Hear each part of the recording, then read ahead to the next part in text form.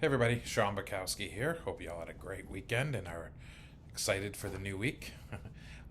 So I think I've mentioned this before, but when I do write the blog, I write it, over the weekend, and it's always a difficult. One of the hardest parts is just coming up with a new topic to write about, and you kind of do some research around online and think about what's been going on in the industry and come up with something that I think would be relatively interesting and that I would like to write about.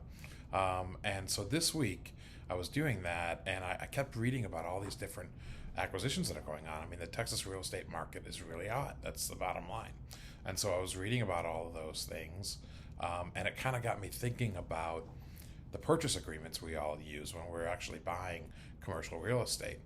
And I had written a couple months ago about the commercial agreements, and if you don't remember, I think it was from October. I wrote about how there are these promulgated forms that people use, the TAR and the TREC forms that a lot of people use, and we're not a big fan of those because we prefer to have our own drafted contracts, that purchase agreements that we use. We want our clients to use those. But even so, sometimes it happens and we use the promulgated forms.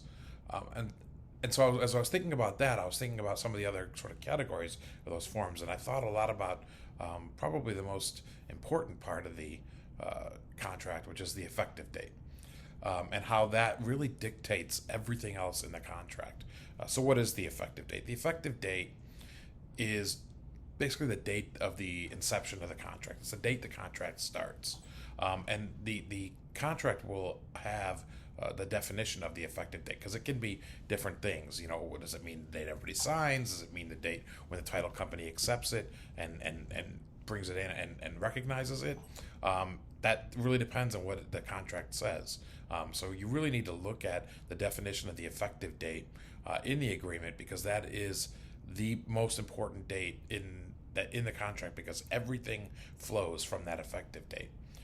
So once you find out what that effective date is, we always ask the title company to do a critical dates list. And of course, if you get a critical dates list from the title company, you absolutely need to double check that to make sure that those dates are correct, because there's no gray area in contract in dates for a contract. If the due diligence or option period expires 60 days from the effective date, it expires 60 days from the effective date. And the 61st day, your money is hard at that point. I mean, you're not going to, and if you try to terminate the agreement, you're not going to be able to get your earnest money back.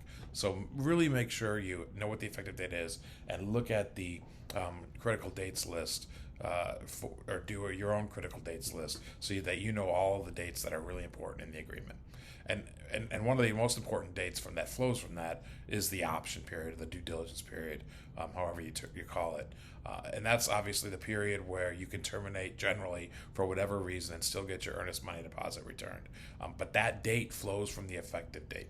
So you can really see just how valuable and how extremely important it is to know what the actual effective date is and have calculated all the other dates in the contract out. You, your lawyer, your title company should all have that done.